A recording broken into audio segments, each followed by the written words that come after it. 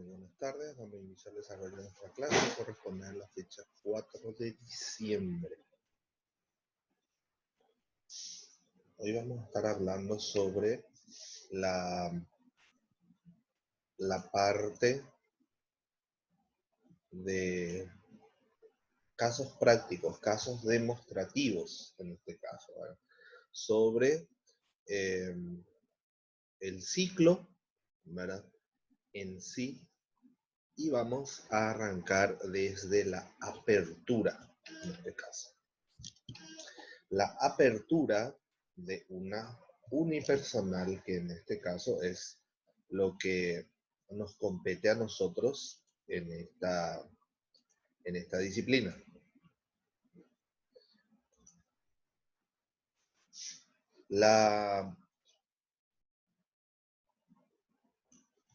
La parte de la unidad 5, como les dije, caso demostrativo, vamos a estar viendo la apertura, la unipersonal, paso a paso.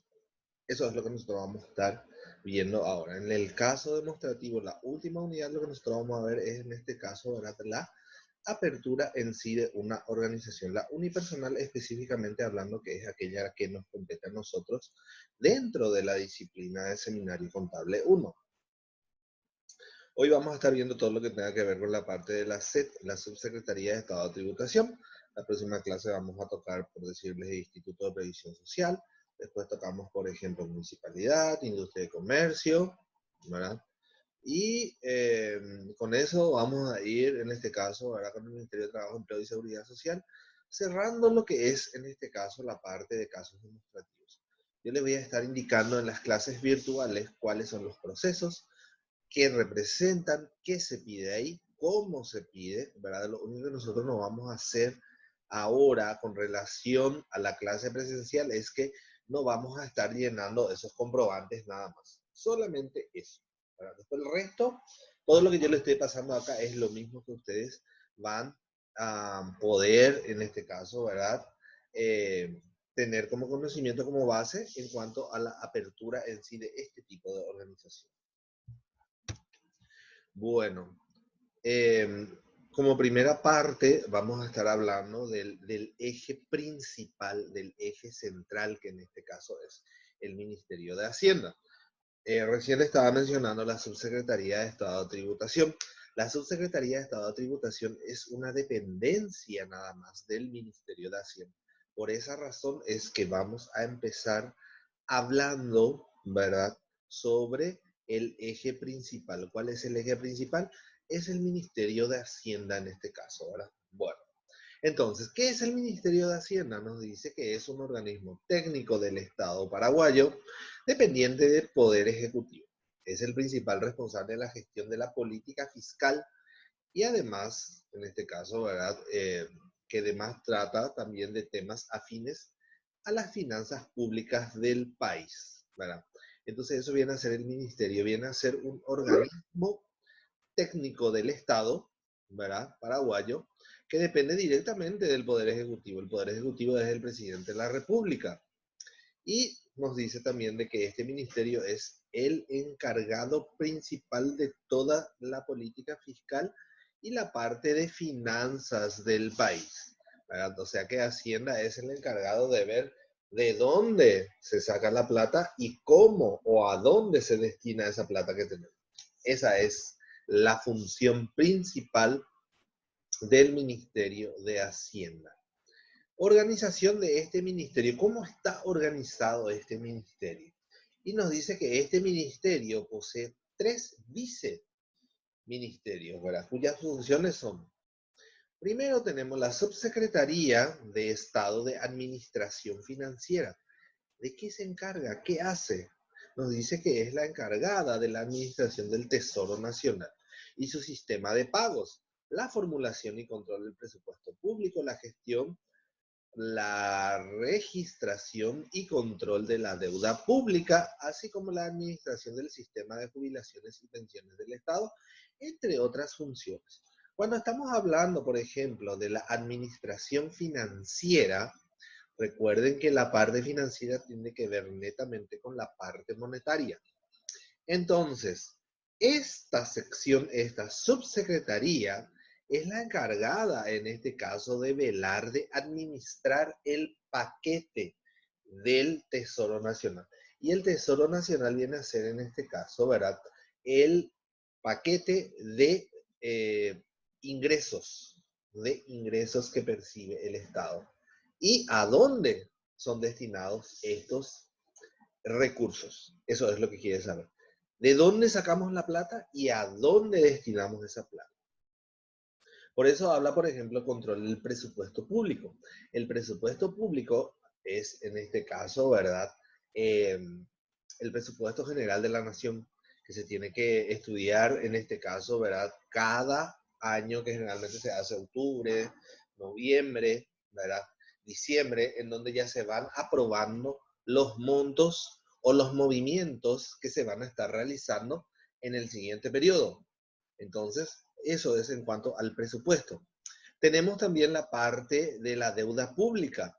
La entidad, el Estado paraguayo en sí, está adquiriendo deudas para poder financiar algunos proyectos, para poder financiar algunos programas, ¿verdad? Que hoy en día sabemos, ¿verdad? Como ser, por ejemplo, los programas sociales, ¿verdad? Entonces, esta subsecretaría es la encargada de ver, por ejemplo, cuánto se usó, se registra, cuánto se tiene que pagar y es la encargada específicamente de hacer esos movimientos de pagos.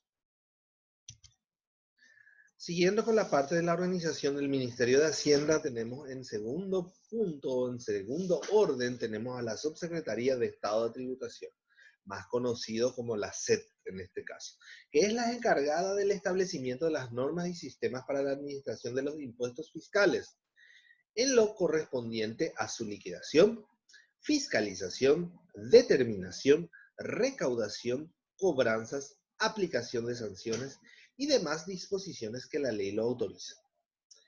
La SED, en este caso, entonces, es la encargada directamente de administrar todo lo que tenga que ver con la parte de impuestos. Todo lo que sea relacionado a impuestos a nivel país queda a cargo de la SED. Tanto así su liquidación, su fiscalización se refiere a controlar, a verificar si efectivamente nosotros estamos cumpliendo con nuestro deber, en este caso, ¿verdad? Porque lo que está por ley tenemos que cumplir y está estipulado por ley de que nosotros tenemos que tener RUC, de que tenemos que emitir comprobantes y que tenemos que rendirle al fisco de los movimientos que estemos realizando. Entonces, la SED tiene potestad de venir a controlar si efectivamente nosotros estamos haciendo o no eso. Así de simple. Bueno, después tenemos, por ejemplo, también la determinación, en este caso, ¿verdad? Si corresponde o no aplicar algo. La recaudación sería, en este caso, ellos están autorizados a percibir los importes de los impuestos, realizar cobranzas en caso de deudas atrasadas, ¿verdad? Aplicación de sanciones, nos cumplimos con el tiempo y la forma.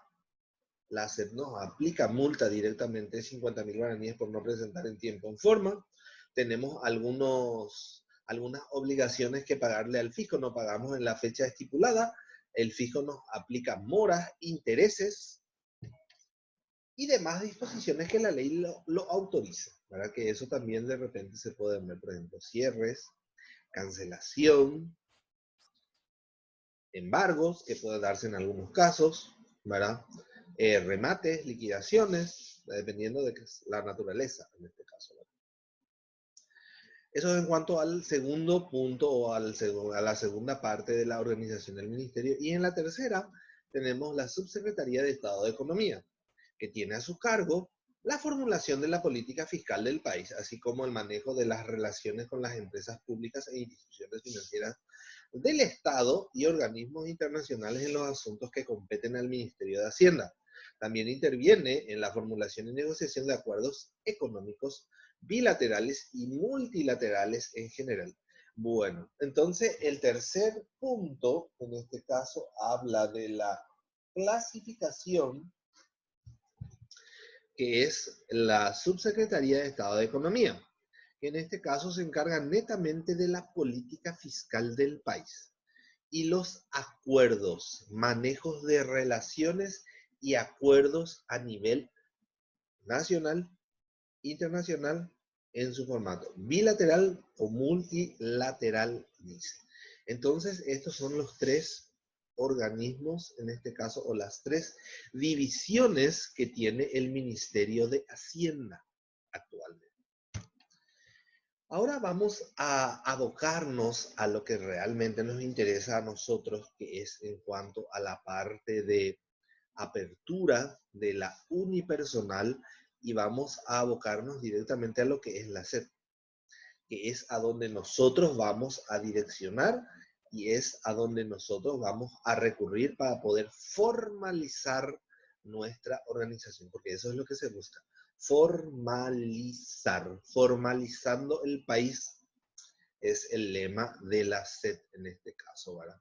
O en este caso, ¿verdad? La implementación de estas leyes que tengan que ver, en este caso, con tinte fiscal, impositivo, todos están direccionados a la formalización de la SED. Bueno, entonces, primeramente tenemos que definir qué es la SED, ¿verdad? La SED en este caso es la Subsecretaría de Estado de Tributación. Son siglas abreviadas de Subsecretaría de Estado de Tributación.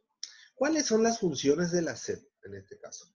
Nos dice que la Subsecretaría de Estado de Tributación tendrá a su cargo lo concerniente a la aplicación y administración de todas las disposiciones legales referentes a tributos fiscales, su percepción y fiscalización.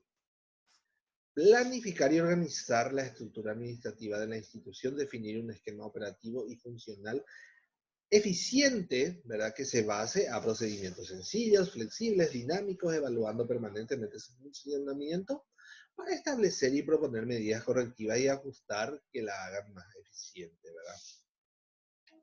Esa es la función en este caso de la SED, en este caso, ¿verdad?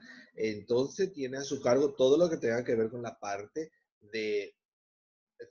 impositiva en cuanto a la aplicación, en cuanto a la administración, en cuanto a la percepción, en este caso, ¿verdad? Y la fiscalización, que es el control que la SED tiene que realizar a los contribuyentes. También en este caso, ¿verdad? Puede planificar y administrar la estructura institucional, de tal modo a que se cumplan a cabalidad los objetivos, se vean en este caso los avances pertinentes, si esto resulta o no. Si no resulta, se aplican las medidas correctivas pertinentes para que esto fluya y llegue al objetivo, en este caso de la SED, que es la de formalizar, en este caso, al país. Eso es lo que se busca. ¿Qué trámites se realizan en la SED? ¿Para qué vamos a la SED nosotros? Uno de los principales trámites, en este caso que se realiza a la SED, es la obtención del RUC. ¿Qué es el RUC? Es el Registro Único de Contribuyente y todos aquellos que se derivan de ella.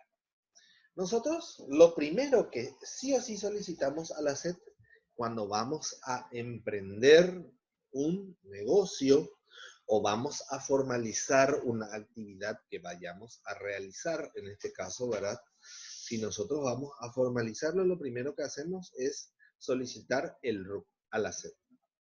Y de ese RUC que nosotros obtenemos se desprenden varias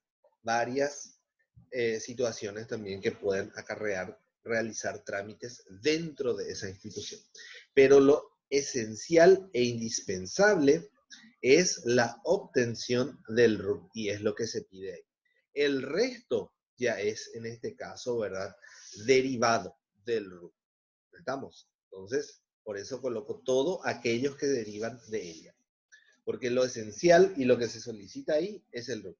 El resto es derivo directamente del RUC. Documentos requeridos para la inscripción. Si yo voy a solicitar el RUC a la SED, ¿qué documentos tengo que presentar? o qué documentos necesito. Nosotros, y les vuelvo a aclarar, estamos en Seminario Contable 1, nos toca hablar de personas físicas unipersonales. Y vamos a estar tocando, por ejemplo, también las empresas individuales de responsabilidad limitada por el simple hecho de que pertenecen a una sola persona, pero la figura en la cual se constituye es la que la denomina como individual de responsabilidad limitada. Solamente por eso. Es un tipo de empresa constituida por escritura pública. Bueno, partimos de las observaciones. ¿Qué nos dicen? Los documentos requeridos a ser adjuntados en formato PDF en el sistema de gestión tributaria, ¿verdad? Que en este caso es conocido como sistema Marangatú. Al momento del registro de la solicitud de la inscripción deberán ser presentados ante la administración tributaria en el lugar, día y hora de la convocatoria. Seguido con este tema, nos dice que el funcionario actuante procederá a la devolución de los documentos originales al recurrente una vez cotejada y confirmada la información obrante en el sistema. Cuando la persona física cuente con el RUC en el estado cancelado y requiera nuevamente su inscripción como contribuyente de alguno de los impuestos que administra la SED, no podrá gestionar dicha inscripción a través de la página web de la SED, sino que deberá ocurrir personalmente ante la PAC en este caso. ¿Qué viene a ser la PAC? En este caso viene a ser Plataforma de Atención al Contribuyente, con los documentos requeridos en el presente anexo. En todos los casos, el solicitante deberá adjuntar una factura de servicios públicos o privados, que pueden ser en este caso agua, energía eléctrica, telefonía fija o móvil, de cable, extractos bancarios o de cooperativas de liquidación de impuestos inmobiliarios, contratos de alquiler u otros documentos cuya fecha de expedición no deberá superar los 30 días hábiles al momento del registro de la solicitud. Cuando el inmueble no pertenezca al solicitante, la factura de servicio o la liquidación del impuesto inmobiliario podrán estar emitidas a nombre de una persona distinta que se esté inscribiendo. Bueno, ahí les leí, en este caso, ¿verdad?, todo lo que dice el material. Les aclaro que esta parte, este apartado, es para tiempos, ¿verdad?, hasta el 2020 febrero. O sea que esto nos rige en el modo COVID como estamos hoy, ¿verdad? Esto es lo normal, ¿verdad? Y les voy a poner como parámetro, ¿verdad? Lo normal es que nosotros vamos a solicitar el RUC. Necesitamos escanear los documentos que respalden. ¿Cuáles son esos documentos que van a respaldar, en este caso, la solicitud de RUC que yo voy a hacer? Número 1, tengo que tener el documento de identidad. Tengo que escanear, me dice. Hoy en día nosotros, escáner poco utilizamos. Generalmente usamos foto y se envía por WhatsApp, ¿verdad? Que es lo que podemos usar. ¿Qué es la consigna? Que nosotros tenemos que tomar esa foto de tal modo que salga lo más claro, nítido y exacto posible. Tal modo que no quepa duda de que sea, en este caso, un escaneado. Tenemos cédula y tenemos la factura de servicios públicos. ¿Para qué pide factura de servicios públicos? La factura de servicios públicos pide, por ejemplo, para identificar la cuenta corriente catastral, en este caso, para identificar el domicilio fiscal nada más. No importa si esa factura esté o no a nombre del titular. Cuando me refiero a titular, es la persona que va a solicitar el RUC. Por ejemplo, yo puedo solicitar el RUC, puedo llevar la factura de ANDE, pero está a nombre de mi abuela, por decirlo. Pero yo estoy, en este caso, ¿verdad?, viviendo en ese domicilio. Entonces, igual me sirve por más de que no esté a mi nombre.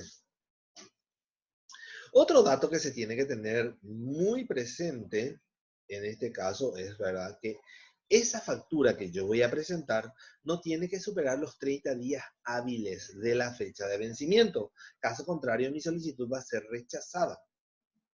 Hoy en día tenemos, por ejemplo, la facilidad de ingresar a la web, ¿verdad?, con el número de NIF, por ejemplo, y descargamos la factura de ANDE actual. Entonces, con eso asunto arreglado acá, ¿verdad? Bueno, entonces tengo el escaneado y posterior formato PDF. En PDF tengo que tener cédula, servicio público, factura de ANDE, que es el más común. Tengo eso, voy a la página de la SET, en este caso a www.set.gov.pi, y entro en la parte, en el link, en este caso de solicitud de RUC. Me desglosa una ventana y yo ahí selecciono el tipo de inscripción que quiero hacer. Hay dos tipos, personas físicas, personas jurídicas y otras, ¿verdad? Que no les voy a citar ahora, ¿verdad? Por cuestiones de tiempo, porque ya estamos a mitad del Zoom otra vez. Entonces selecciono ahí personas físicas y me desglosa el formulario 600 en este caso. Entonces ese formulario es lo que yo voy a estar completando con los datos que me piden. Una vez que yo complete todo ese formulario, me va a pedir en este caso, ¿verdad?, anexar los documentos respaldatorios, en donde yo voy a levantar a la plataforma la cédula y la factura de servicios. Una vez que yo levante toda esa información, voy a enviar esa solicitud.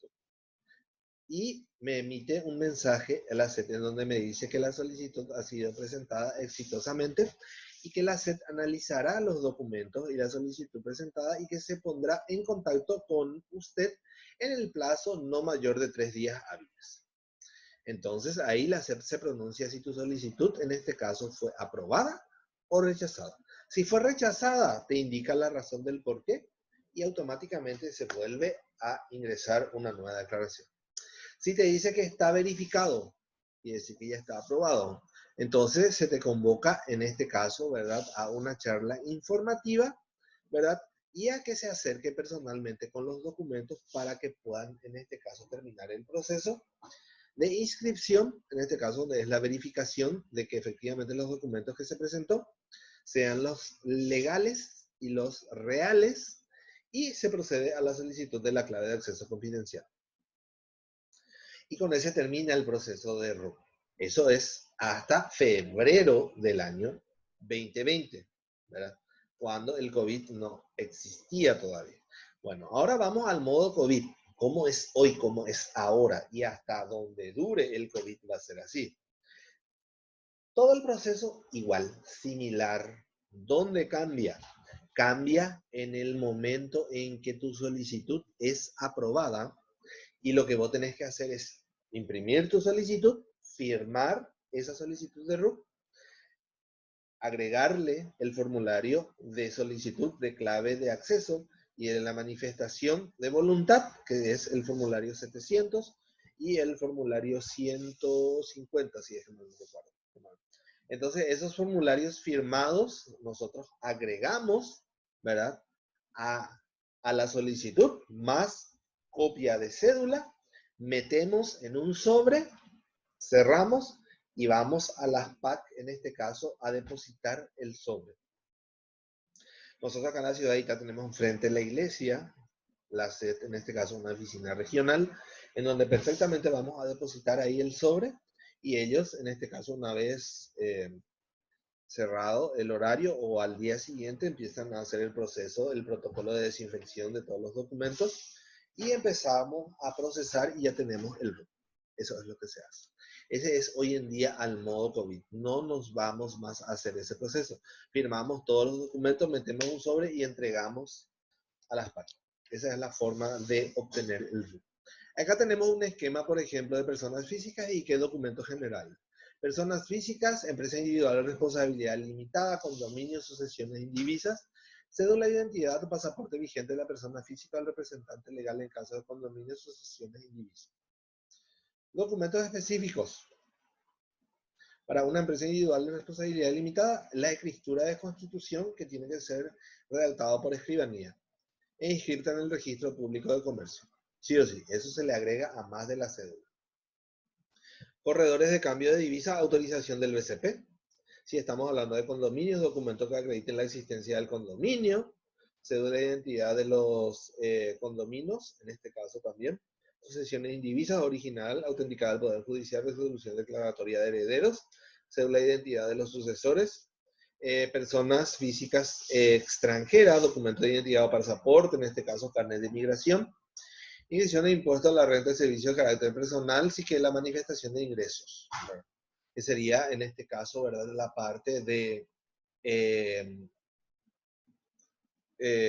la declaración de bienes, la manifestación de bienes, que sería en este caso mis ingresos sumados para ver si yo alcanzo el rango no incidido para poder facturar este impuesto. Una vez que todo el proceso de RUT yo tenga, voy a solicitar la clave de acceso confidencial. ¿Qué es la clave de acceso confidencial? La clave de acceso confidencial viene a ser, en este caso, ¿verdad?, una clave que yo tengo exclusivamente para poder entrar y manipular el sistema de gestión tributaria, más conocido como sistema Marangatu. El sistema Marangatu, como tenemos en la pantalla, ¿verdad?, vamos a hablar después, pero a modo de introducción, ¿verdad?, es un software, en este caso, un sistema que la SED ofrece a los contribuyentes para que estos puedan, en este caso, ¿verdad?, efectuar todo tipo de operaciones, presentaciones y cumplimiento de sus obligaciones tributarias. Ahora, la clave de acceso confidencial. Esta información de clave de acceso confidencial está todavía en formato de modo anti-COVID. O sea que hasta febrero del 2020. ¿Por qué les pongo en este caso el material en formato anti-COVID, como les digo, o hasta febrero o hasta antes de la pandemia? Porque en teoría la pandemia, esperemos, y estamos confiados en que esto va a terminar. Una vez que esta pandemia termine, todo va a volver a su normalidad. O sea que se van a volver a realizar y efectuar los trámites que correspondan al aspecto presencial. Entonces, por esa razón, ¿verdad?, seguimos con esta parte. Entonces, en las PAC, en la plataforma de atención al contribuyente, el encargado le solicitará, en este caso, ¿verdad?, un correo, ahí dice correo, ¿verdad?, pequeño error de tipeo, un correo activo para procesar la solicitud de clave de acceso confidencial, la cual enviará al mencionado correo proveído un mensaje con un link para generar la clave de acceso confidencial del usuario, con la cual podrá realizar todos los procesos en el sistema Marangatu. Lo único que en el modo COVID aquí estaría variando, ¿verdad?, es que en las PAC no se va a ir el interesado. El contribuyente cuya solicitud ha sido aprobada no va a las PAC. Entonces, ¿de dónde obtiene el correo? En la solicitud de RUC, sí o sí te pide que emplees o que coloques o que le facilites al hacer un correo electrónico activo. Con eso ingresa la solicitud y automáticamente la SEP toma ese correo declarado dentro de la solicitud como correo del titular, y cuando ellos estén procesando los datos finales y los formularios de solicitud de clave de acceso, porque aquí yo les dije hace rato que en el sobre teníamos que colocar el formulario de solicitud de clave de acceso, entonces automáticamente el funcionario encargado de procesar dicho, dicho trabajo dentro de la plataforma ya va a tomar directamente ese correo para poder, en este caso, ¿verdad?, proveer el mensaje con el link, en este caso, para poder crear la clave. El proceso es similar ahora.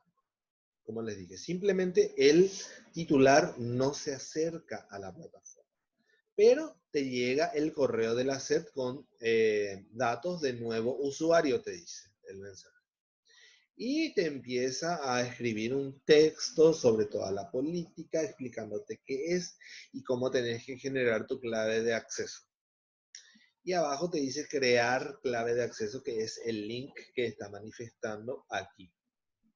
Entonces estamos creando la clave de acceso en el link y te pide en este caso, ¿verdad?, del usuario. ¿Qué es el usuario que siempre tenemos que nosotros elegir? El usuario que vamos a elegir nosotros siempre es el número de cédula. El root y el usuario es el número de cédula del titular o del contribuyente.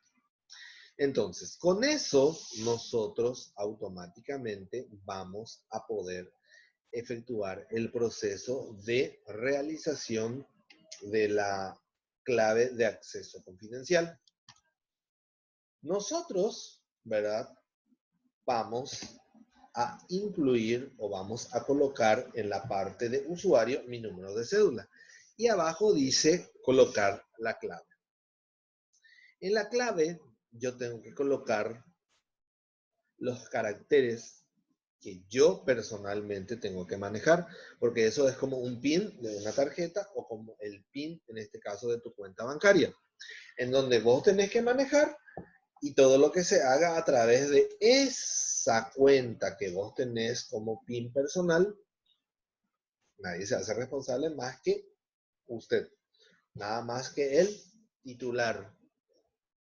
Entonces, por eso es, en este caso, ¿verdad?, el mensaje del hacer que la clave de acceso confidencial, luego dice. ¿Qué quiere decir eso? Que nadie tiene que saber. Nadie, solo vos. De tal modo a que si ocurre algo es tu responsabilidad. No es ni responsabilidad del contador, pues más que el contador maneje esa clave. Pero tenemos que tener nosotros un acuerdo y un contrato estipulado entre contador y contribuyente para poder ver y subsanar esta parte. Bueno, ¿qué tiene que llevar la clave? La clave tiene que llevar letras, tiene que llevar por lo menos una letra mayúscula, tiene que llevar letras minúsculas y tienen que tener números. Y por lo menos tienen que tener, en este caso, ¿verdad?, de 6 a 8 caracteres como mínimo. Y cada uno elige. Pueden utilizar la combinación que ustedes consideren pertinente, que pueden ser letra mayúscula, minúscula, números. Y te pide repetir otra vez la misma clave en el casillero abajo y después enviar o aceptar. Le damos enviar a aceptar. Automáticamente el sistema te dice que la clave ha sido generada exitosamente. Y ya te habilita la pantallita del sistema Marangatú, en donde nosotros podemos ingresar ya ahí con nuestra clave, ¿verdad?, y nuestra contraseña, y ya se nos abre el sistema Marangatú a nombre de yo, Juan Pérez, por decirles. Y ya empezamos a procesar. Primeramente tenemos que abrir el buzón de Marandú que tenemos dentro de esa plataforma al abrir el sistema Marangatú, y empezamos ahí a desglosar las bases y condiciones, que eso bajamos al final y dice acepto. Marcamos acepto y automáticamente ahí ya se habilita el sistema para que yo pueda empezar a procesar todo lo que tenga que ver ahí. Y con eso termina el proceso de solicitud de clave de acceso confidencial. Ahora vamos al sistema de gestión tributaria Marangatú, que en este caso es de qué se trata, y nos dice que es un software, en este caso un sistema que ya les dije hace rato, que facilita todo el proceso al contribuyente. ¿Cuáles son esos procesos? Primeramente, liquidar nuestros impuestos, presentar nuestras declaraciones mensuales, consultar el historial de declaraciones, controlar el estado de cuenta, verificar, en este caso, los datos personales, nuestro registro único. Podemos nosotros mirar si es que algo está mal, podemos hacer una actualización, podemos en estado de cuenta, por ejemplo, ver nuestra situación, si estamos adeudando. Si existe alguna duda, por ejemplo, nosotros podemos entrar en esa parte donde está la sanción, le damos clic y te direcciona directamente, ¿verdad?, al origen de esa multa. Entonces vos vas a saber, por ejemplo, esto es una multa por tal cosa, porque te indica ya directamente a qué se refiere. También, en este caso, ¿verdad?, sirve de cumplimiento en cuanto a a la parte de consultas, es un registro que acumula todas las declaraciones que nosotros presentamos. En el caso de que nosotros tengamos, por ejemplo, que pagar sumas elevadas al fisco, también nos da la opción de solicitar facilidades de pago, de realizar pagos parciales, ¿verdad? Todo eso nosotros podemos hacer también a través del sistema de gestión tributario Marangatu. Y es un módulo que permite efectuar todos estos procesos. Prácticamente todo lo que anteriormente el contador tenía que irse a las oficinas regionales para solicitar, todo ya está en el sistema Marangatu. Podemos imprimir declaraciones, podemos imprimir constancias, podemos imprimir RUC, podemos dar de baja, podemos ver, por ejemplo, timbrados, podemos ver la cantidad de autorizaciones que tenemos, cosa que anteriormente teníamos que irnos hasta una oficina regional y solamente en el turno de la mañana podíamos solicitar todo eso. Hoy en día, a cualquier hora, 24 horas, podemos entrar al sistema y hacer todos estos trámites. Es súper práctico. ¿A qué población va dirigida este trámite? El sistema Marangatu siempre va. ¿A qué sector? Al sector que va en este caso única y exclusivamente dirigido es a los contribuyentes. ¿Quién lo ofrece? ¿Quién ofrece este sistema? Ofrece el Ministerio de Hacienda a través de su organización sectorial específicamente conocida como Subsecretaría de Estado de Tributación.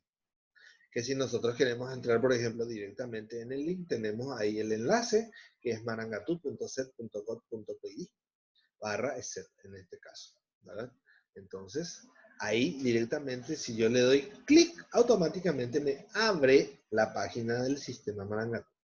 ¿Qué otorga o entrega al finalizarlo?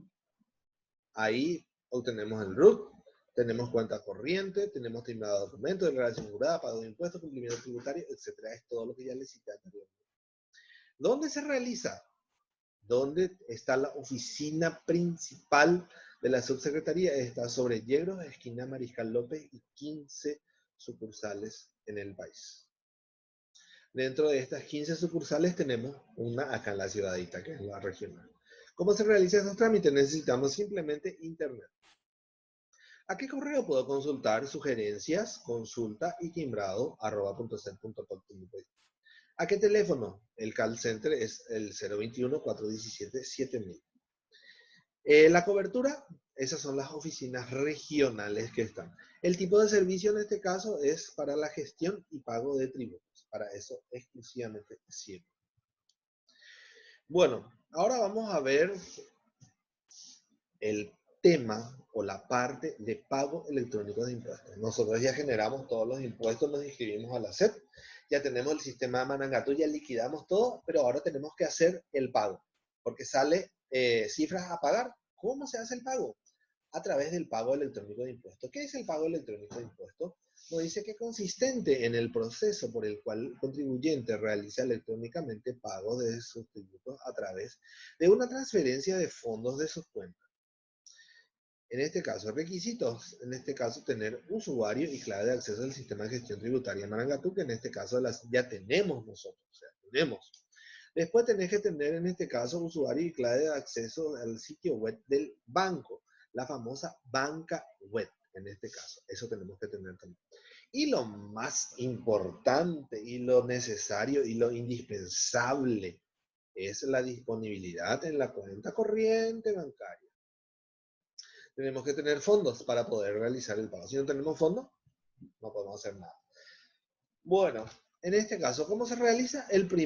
Primeramente, el contribuyente entra al Marangatu, va a consultas, cuenta corriente, y ahí automáticamente ya figura en falta de pago. Ya está, en este caso, ¿verdad? El pintadito en azul, que es la obligación que tenemos que dar. Entonces nosotros le damos clic ahí y dice generar boleta de pago. Al generar la boleta de pago, nosotros tenemos que colocar el importe que vamos a estar pagando. Le damos todo a aceptar, generar, y te tiene que abrir en una ventana la boleta de pago en sí. Ese proceso tenemos que hacer sí o sí para poder pagar estos tributos a través de estos bancos. Si no hacemos eso, el banco no va a poder reconocer o no va a poder estirar el importe a pagar. Entonces, necesariamente tenemos que generar la boleta de pago. En cualquier banco, en todos los bancos hoy en día se solicita banca web, en donde nosotros tenemos una caja de ahorro y con eso estamos realizando los pagos pertinentes.